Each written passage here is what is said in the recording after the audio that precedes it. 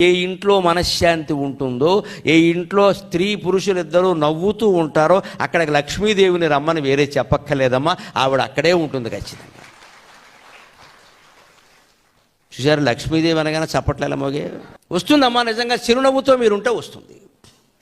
చిరునవ్వుతో ఉంటే ఎలా వస్తుంది? మనం చిరునవ్వుతో ఉంటే ఉత్సాహంగా పనిచేస్తాం, అలా వస్తుంది. అంతేగాని లక్ష్మీదేవి ఇంటింటికి ఎవరు నవ్వుతున్నాడు అని చూసుకుని రాదమ్మా, అలా రాదు. అక్కడ అలా ఎక్కడ ఉండదు.